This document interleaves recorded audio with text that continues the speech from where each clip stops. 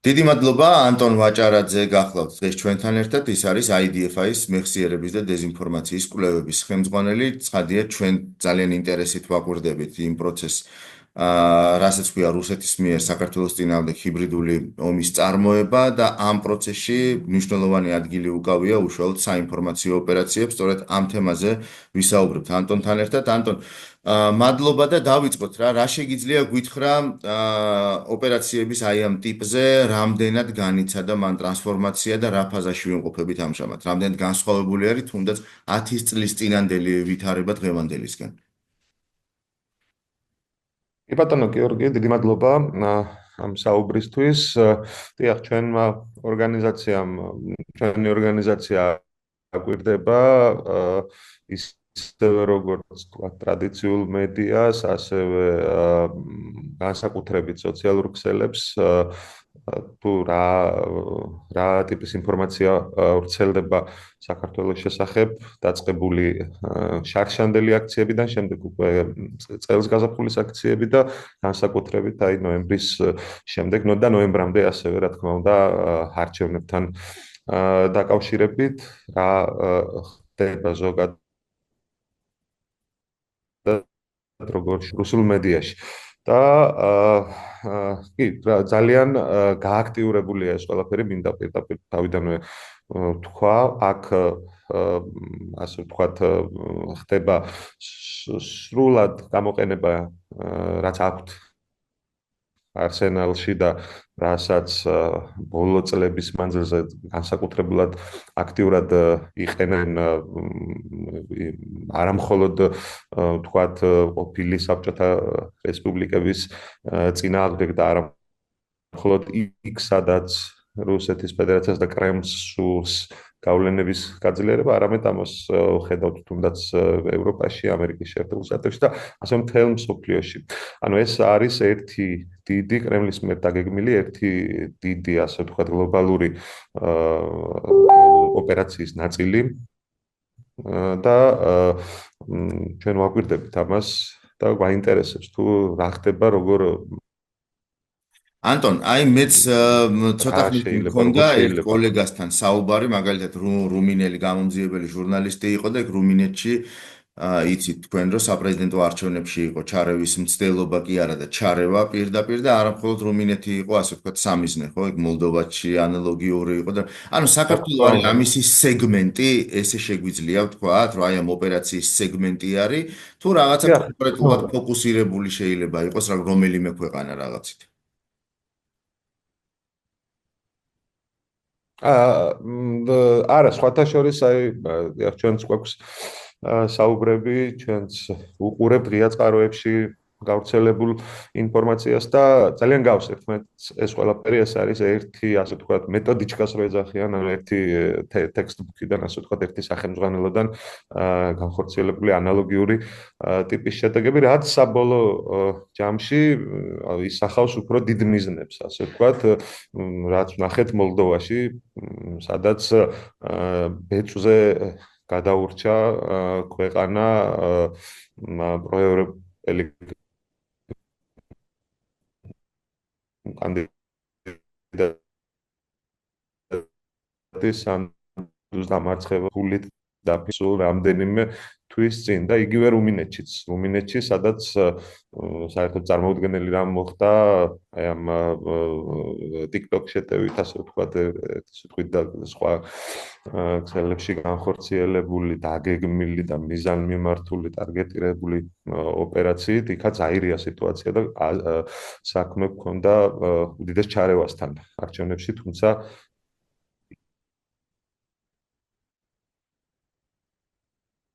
იქაც არის ამის ნაწილი და საქართველოს არ არის ამის თქვათ რაღაც მოძიებული მასალა და ანალიზი გვაჩვენებს და დეტალურად რომ გავყვეთ შემდეგ მაგალითად აქ ისეთი მაღალი რანგის პროპაგანდისტები მუშაობენ და ისეთი მაღალ დონეზე არის ეს ყველაფერი დაგეგმილი, რომ მაგალითად არჩევნების დროს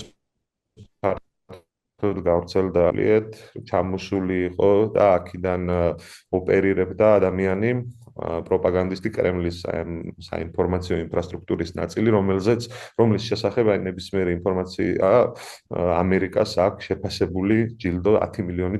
მის შესახებ ნებისმიერი ინფორმაციის, იმიტომ რომ ის არის ბრალდებული ამერიკაში, ასევე ამერიკის არჩევნებში ჩარევაში მონაწილეობაში შემდეგ და იქამდეც იყო ძალიან აქტიურად უკრაინის წინააღმდეგ მოქმედებდა ეგრეთ წოდებული დონეცკის და ლუგანსკის სახალხო რესპუბლიკების და იქ ოპერირებდა, ასე ვთქვათ, საუბარია ალექსანდრ მალკევიჩზე, რომელიც აი აქ დაახლოებით ერთი კვირის მანძილზე თავისუფლად გადაადგილდებოდა, ქმნიდა, ასე ვთქვათ, იმ რეალობას, რისი მოსმენაც შემდგომში რისი ტრანსლირება შემდგომში უკვე რუსული პროპაგანდისტული არხებიდან ხდებოდა და მან თავისუფლად რუსთაველზე რამდენიმე დღით ადრე არჩევნებამდე იყო თუ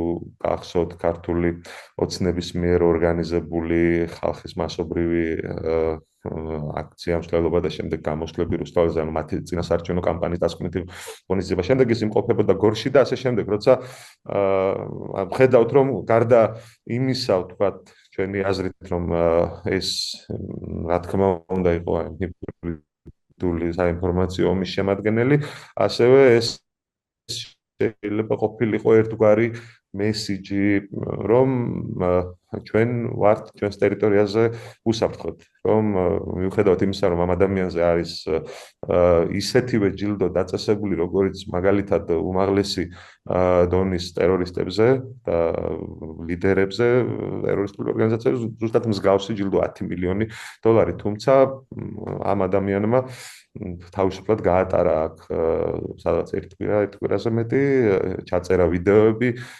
იმყოფებოდა სხვადასხვა ადამიანებთან, მათ შორის ასევე გამოვავლინეთ, რომ არის ასეთი პოლიტიკური ძალა სოლიდარობა მშვიდობისთვის, რომელმაც არ მიიღო ამ არჩევნებში მონაწილეობა, თუმცა ისინი ღიად აშკარად მათ შორის რუსეთში ცხოვრები ქართველი ბიზნესმენის ფულით ფინანსდებიან და ასე შემდეგ. ამიტომ ეს გვაფიქრებინებს და ვხედავთ, რომ თუ რამხელა დონეზე არის საკითხი და პროტესტის გაშუქების დროს გამოუშვეს ვინმე პატრიკ ლანკასტერი, რომელიც ასევე ცნობილია, იმდენად ცნობილია, რომ ის აქციის მონაწილეებმა იცნეს და 9 დეკემბერს გააძევეს კიდეც რუსთაველიდან. ის არის სადღაც 700,000 გამომწერით YouTube-ზე და საკმაოდ დიდი ნახვებით მის ყოველ ვიდეოზე ის მოქმედებდა და ავრცელებდა, ასე ვთქვათ, თავის დეზინფორმაციულ ნარატივებს უკრაინიდან, აქვს 2000-ზე მეტი ვიდეო ჩაწერილი, ასევე სირიი და შემდეგ ყარაბაღში და რაც ყველაზე საგულისხმო და რაც ყველაზე, ასე ვთქვათ, ცუდი სიგნალია და გულსატკენია ჩვენთვის, მას უდევს ასევე უამრავი ვიდეო ოკუპირებული აფხაზეთიდან, სადაც ის 5 წლის წინ იმყოფებოდა და ეგრეთ წოდებულ არჩევნებში გააკეთა მრავალი ვიდეო და იქიდან ზოგი იყო პირდაპირი დეზინფორმაცია და წარმოუდგენელი ტყუილი, ისევე როგორც ახლა მიმდინარე პროცესების დროს საქართველოსთან, რომ თითქოს გერმანია აპირებს აფხაზეთის არჩევნების აღიარებას და ასე შემდეგ. თუმცა მიუხედავად ამისა, ვიცით ქვეყანაში გვაქვს კანონი საქართველოს ოკუპირებული ტერიტორიების შესახებ, რომელიც ითვალისწინებს სისხლისამართლებრივ პასუხისმგებლობას, თუ თქვათ წესების დაცვით არ მოხდა აფხაზეთის ტერიტორიაზე შესვლა. ანუ ენგურის ხიდის გავლით, იქ არის საჭირო არაერთი თანხმობა, დოკუმენტი და აქვთ, ასე ვთქვათ, საშუალება იგივე საერთაშორისო დამკვირვებლო მისიების საერთაშორისო ორგანიზაციების წარმომადგენლებს, რომ სრული წესების დაცვით შევიდეთ, თუმცა რა თქმა უნდა ლანკასტერის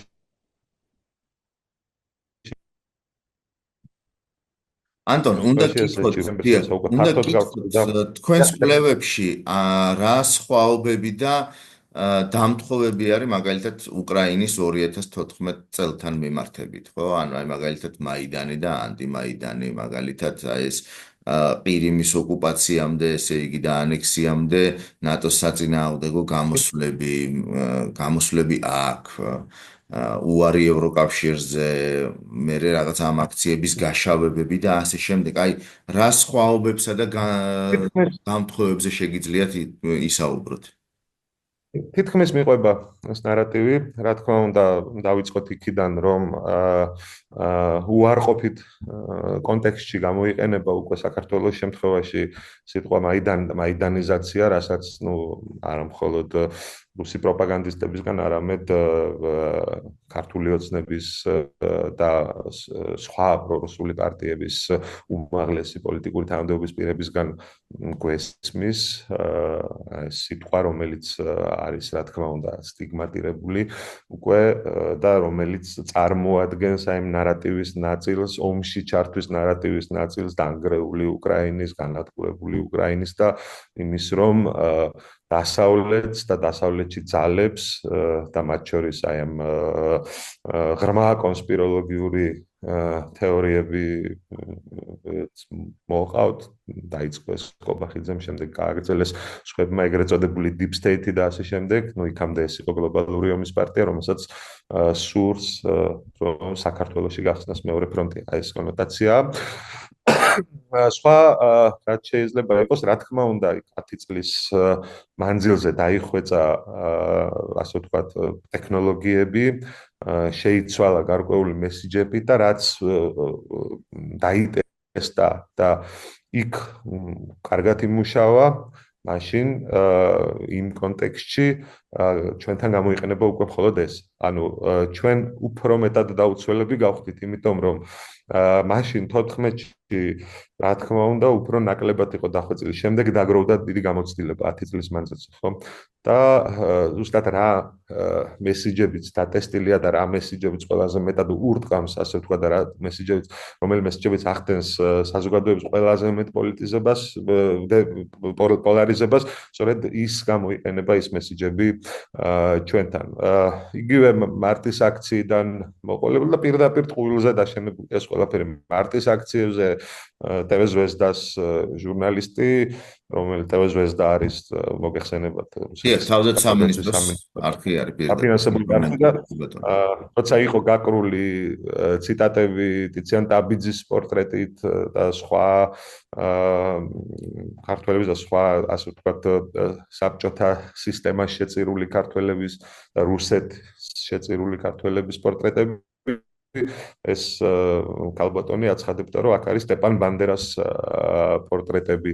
არის აპელირება, რომ ისინი აქციების დროს გამუდმებით ხედავენ სვასტიკებს და სხვა სიმბოლოებს, იქვე გაყვანილი ყავთ, რა თქმა უნდა, უკრაინის სახელმწიფო სიმბოლოები, დროშები, რომელიც გამოჩნდება და ასე შემდეგ. და ეს არის დატესტილი, რომ აი ზუსტად ის ხალხია, ხო, იქ 14-ში მაიდანი და ის ხალხი, რომელმაც დაიცვეს უკრაინის ევროპული მომავალი მაშინ და შეაკვდნენ ამ იდეას, მათი გაშავებაც მიმდინარეობდა სწორედ ამ კუთხით, რომ ისინი არიან ფაშისტები, ნაცისტები, ასე ვთქვათ, ფაშიზმის რეაბილიტაცია სურთ და ჩვენთანაც სწორედ ასე.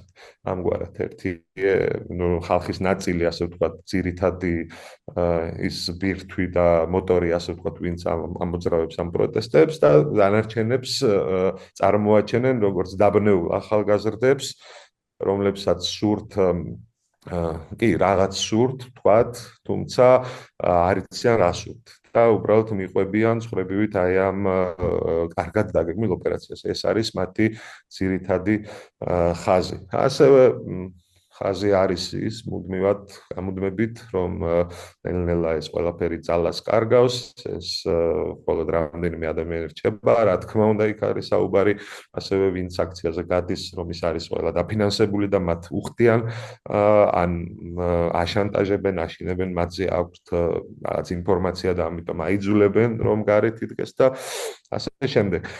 შემდეგ რატომ მიდიან აღმოჩნდა ესეთი მოწყვლადი ანტონ მაგალითად ჩვენი საზოგადოება მარტო საქართველოს მოსახლეობაზე არ ვიტყვი ამას იმიტომ რომ ანალოგიური ვითარება არის სლოვაკეთში ანალოგიური არის რუმინეთში ანალოგიური არის ბულგარეთში ანალოგიური არის სხვა ბევრ ქვეყანაში სადაც რუსეთის პირდაპირი ინტერესი არის და ცხადია ეს პირდაპირი ინტერესი არც არასოდეს არ განელდება ისინი იმუშავებენ ამ კატეგორიაზე მაგრამ აი რატომ რა თქმა უნდა მრავალი ფაქტორია ამისი ამაზე არა მხოლოდ ამ კვლევების ფარგლებში არამედ ადრეც დაგვიწერია ეს არის პირველ რიგში ასე ვთქვათ ეკონომიკური ფაქტორები ის რომ ბევრი ადამიანისთვის მისი ვთქვათ საბაზისო საჭიროებების დაკმაყოფილებაც კი ყოველდღიურ ვთქვათ ბრძოლას წარმოადგენს ასეთი ადამიანები ხდებიან ძალიან ადვილი სამიზნე პროპაგანდისტვის დავიწყოთ აქედან ეს ვთქვათ პირველი და საბაზისო ფაქტორი. შემდეგ ძალიან ნაკლები ყურადღება ექცევა თუნდაც ჩვენ კონტექსტში კიდევ უფრო ნაკლები და აღმოსავლეთ ევროპაში არ არის გაძლიერებული მედია წიგნიერების და აი ასეთი ინფორმაციის წინააღმდეგ მედეგობა ზოგადად, ხო? ანუ ხალხს ძალიან ბევრ ადამიანს უაპელაციოდ სჯერა იმისი, რასაც კითხულობს, ხო? და რა თქმა უნდა არის კიდევ აი მრავალი მეთოდი, ხო? რა თქმა უნდა ევროპა დასავლეთი ეს არ არის რაღაც ერთი რამ რაც შეიძლება ყოველთვის უსაზღვროდ ყველა დეტალში მოგეწონოს, ხო? არსებობს რა თქმა უნდა ყველა ადამიანს აქვს უფლება რომ თქვათ გარკვეული რაღაცები არ მოსწონდეს, გარკვეულ რაღაცებზე იმსჯელოს, იკამათოს და ყოველგვარი აწონდაწონვის გარეშე სთავაზობს პროპაგანდა და აპელირებს აჭერს იმ საკითხებზე, ასე ვთქვათ, რაც შეიძლება ამა თუ იმ საზოგადოებისთვის არ იყოს მოსაწონი ამბავი, ხო? და სწორედ ამაზე მიუთითებს და ნუ არა მხოლოდ პროპაგანდა უკვე ყველა ვისმენთ პოლიტიკოსებისგან ამ შემთხვევაში გამოყენებულია საქართველოს მიმართ პირველი ასე ვთქვათ დროში არის ანტი-LGBT პროპაგანდა და დაწყებული უყურებდით ჩვენ ბოლო რამდენიმე წლის მანძილზე მას შემდეგ რაც მოხდა ასე ვთქვათ კარდინალურად ცვლილება კურსისა და ნელ-ნელა ანტიდასავლური მესიჯების შემოყარება უყურებდით თუ ამ ხელა ფინანსური რესურსი იდებოდა ამაში იგივე ას დაწყებულია წესის შეცვლა ბავშვის აყვანა და ასე შემდეგ აი ამ კუთხით და ამ მიმართულებით მეორე ძირითადი ასე ვთქვათ სვეტი ეს არის კონსერვატიული საზოგადოება მორწმუნე საზოგადოება თუნდაც ბულგარეთი ახსენეთ საქართველო რუმინეთი ამ ქვეყნებში სადაც წარმოაჩენენ და სადაც წარმოაჩენენ დასავლეთს როგორც რაღაც მხოლოდ ისტორიულად ქრისტიანულ ქვეყნებს რომელმაც უარი თქვა თავის ქრისტიანულ ზნეობაზე მორალზე და ეს ტრადიციული საზოგადოებები, სადაც იგივე მაღალი არის რელიგიურობა, გახდა სწორედ მოწყვლადი, რომ შეეტიათ ამ მიმართულებითაც. თუმცა არის აი საინტერესო დეტალები ზოგადად ამის თაობაზე ძალიან ბევრი იწერება სხვადასხვა მხრივ და იცით ალბათ რომ თქვენც ამაზე მუშაობთ რომ ცალსახა პასუხები არ არის თუმცა მე რამდენიმე საინტერესო კვლევასაც და ოპედებს გავეცანი ასე ვთქვათ რომ ზუსტად რატო იყო ეს თქვენი კითხვა რომ ვთქვათ რატო არ იმუშავა პოლონეთში სწორედ ამ ესე ვთქვათ ლიბერალურმა ფაშიზმმა და შეტევამ ტრადიციული ღირებულებებზე ქრისტიანობაზე და თქვათ იმუშავა სხვაგან, აი რაც ყველაზე მეტად დომინანტური გაბატონებული აზრი ამ მიმართულებით იყო ის, რომ პოლონეთში სხვაგან წაიღეს ფოკუსი, სხვაგან გადაიტანეს, ანუ პოლონეთში ქონდათ კიდევ უფრო მეტი დასაყრდენი პირველ რიგში იმაზე, რომ თქვათ ძალიან ბევრი მიგრანტები წალეკავენ, ასე ვთქვათ, ქვეყანას იგივე იქნება ეს, რა თქმა უნდა, უკრაინიდან და ვიცით, რომ 3,5 მილიონი დაახლოებით მიგრანტი ყავდა ომის გასაწყისში პოლონეთს, რომელთაგან ბევრი კვლავაც იქ არის დარჩენილი, ასევე ბელარუსიდან, საიდანაც ლუკაშენკოს რეჟიმს გაექცა ძალიან ბევრი ადამიანი. ეს იყო პირველი მთავარი ფოკუსი. შემდეგ პოლონეთის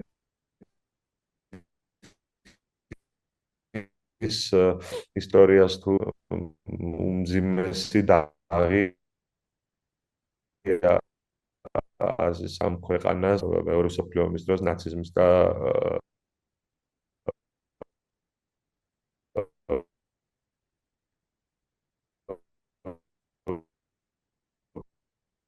კომუნიზმის ადენტიმენტები ტერიტორიების ისტორიული, ასე ვთქვათ, კუთვნილება, რომელიც იყო, ვთქვათ, პოლონეთის შემადგენლობაში, ის ქალაქების, ოლქები და ასე შემდეგ. ანუ იქ მეტად უფრო გააქტიურეს სწორედ ეს მიმართულებები. ასევე გახსოვთ ალბათ, რამდენიმე სერია იყო საზღვრის გადაკეტვის, როცა არ უშვებდნენ უკრაინიდან წამოსულ იგივე ხორბალს და ასე შემდეგ. ანუ სხვადასხვა, ანუ ეს რა თქმა უნდა არ არის მე რასაც ვამბობ ეს ვთქვათ 100%-იანი სიმართლე, უბრალოდ მე რა დასკვნაც გამოვიტანე არაერთი სტატიის წაკითხვის შედეგად. ჩვენთან აქვს სხვა რამ, ჩვენთან აქვს და ეს ასე ვთქვათ სათამაშოები, შემდეგ უკვე ასე ვთქვათ შემოაგდეს, თუმცა არა იმ დოზით, როგორც ქართულმა ოცნებამ, ასევე დაიწყო ასე ვთქვათ კითხვის ნიშნების დასმა და რაღაცნაირად შერბილება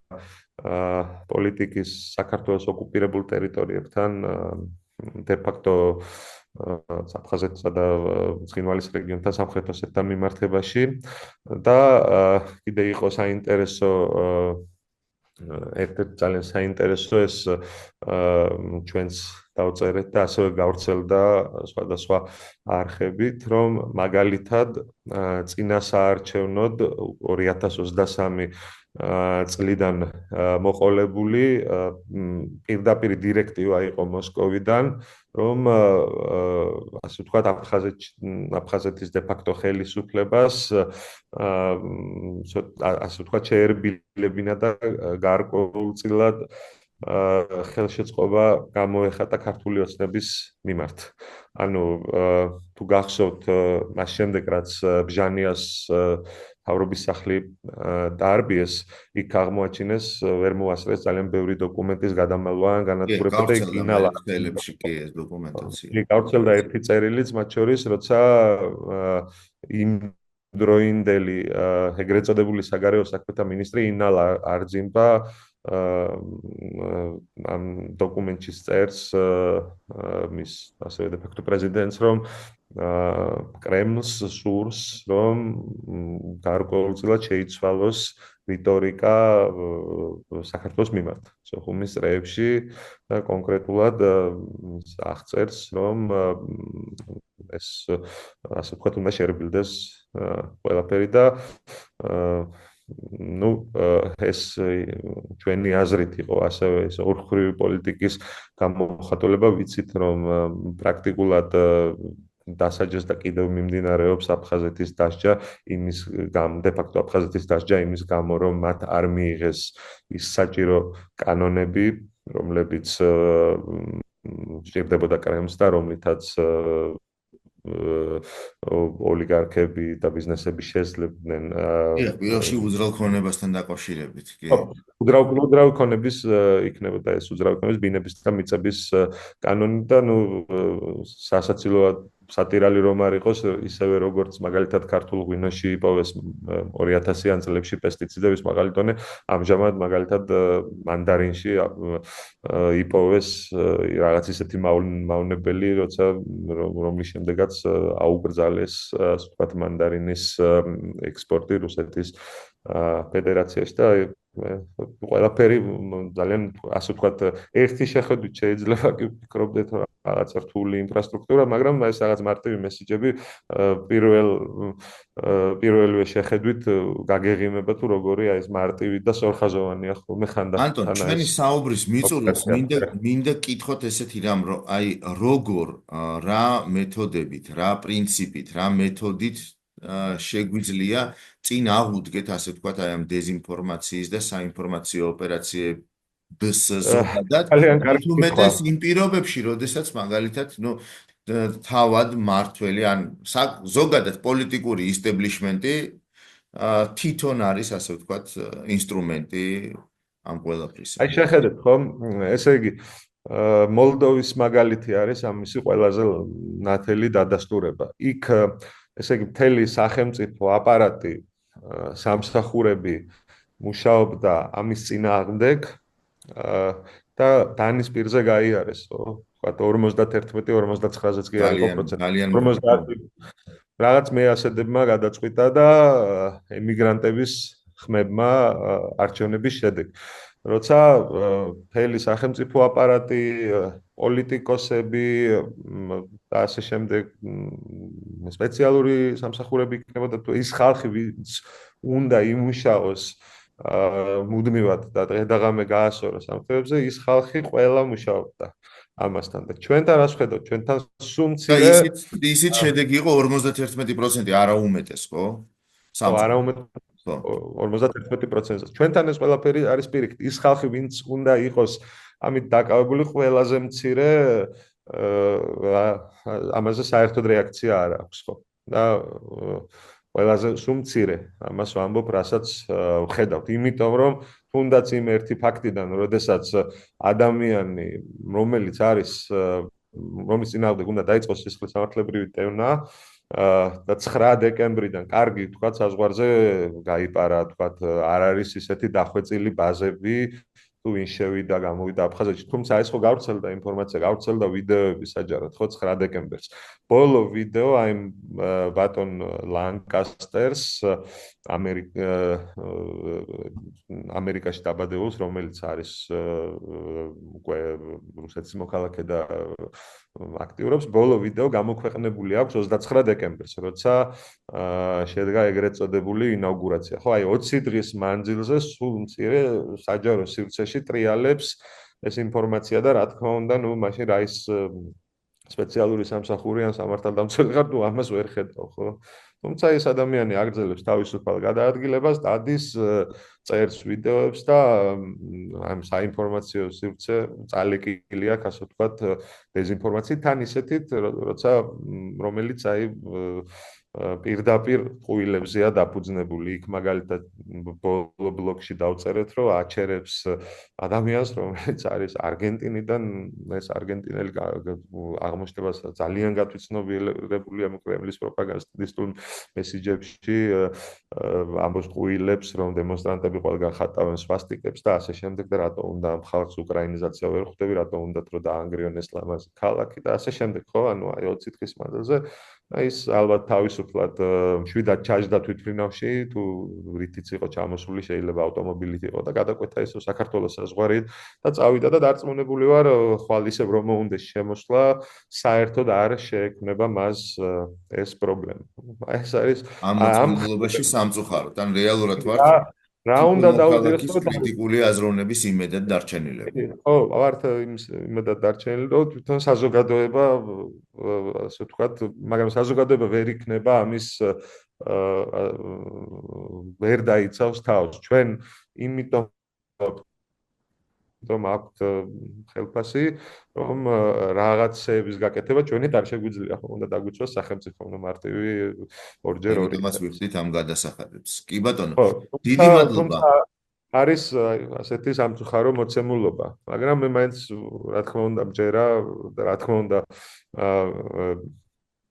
ეს ყველაფერი და ეს ჩვენი ერთობა, რასაც ერთიანობა, რასაც ვხედავთ რუსთაველზე, უკვე 40 დღე გავიდა და 40 დღის მანძილზე მაინც შეგვაძლებინებს იმას, რომ უკვე სამომავლოდ გაცილებით უფრო კრიტიკულად მივუდგეთ და არა როგორც ვიღაც ჟურნალისტი, არამედ სახელმწიფომაც ხალხმაც აღკვეთოს. იმიტომ ერთი შეხედვითაც რაღაცა მცირე და თითქოს უწყინარი სიუჟეტები საბოლოო ჯამში ემსახურება ქვეყნის უკიდურესად დასუსტებას და არ ვიცი, შეიძლება თქვენ ექსპერტები უფრო შეაფასებენ რა სკალაზე ვარ თქვა რამდენად მოწყობილ. ჩემი აზრით ძალიან დასუსტებულია ჩვენი ეს საინფორმაციო ინფოველი და ინფრასტრუქტურა ამ ეტაპზე. სამწუხარო ფაქტია, ერთი სამწუხარო და ერთი ვრცელდება. პოზიტივი რაც შეიძლება იყოს, რომ როგორც კვლევები დგინდება, საქართველოს მოსახლეობის უდიდესი უმრავლესობა მაინც არ არის რუსულენოვანი პროდუქტის მომხმარებელი. ხო, ჩვენი მოსახლეობის უდიდესი უმრავლესობა ინფორმაციას იღებს მშობლიურ ენაზე. ამ მხრივ, იმიტომ რომ თქვა იგივე მოლდოვის შემთხვევაში და იგივე სხვა შემთხვევებისგან განსხვავებით, იქ უფრო მაღალია პროცენტი იმ ადამიანებისა, ვინც ინფორმაციას რუსულად მოიხმარს და გადაამუშავებს. აი ეს არის კიდევ ერთი დავდაცვითი მექანიზმი ირიბი, ასე ვთქვათ. და ეს კარგია და ახალი თაობა კიდევ უფრო მეტად ინგლისურენოვანია ვიდრე რუსულენოვანი. და კეთილი ანტონ, დიდი მადლობა ანტონ ვაჭარაძე, IDFI-ის მეხსიერების და დეზინფორმაციის კვლევების ხელმძღვანელი გახდათ ჩვენთან ერთად. მადლობა მას. საინტერესო საუბრისთვის დროებით.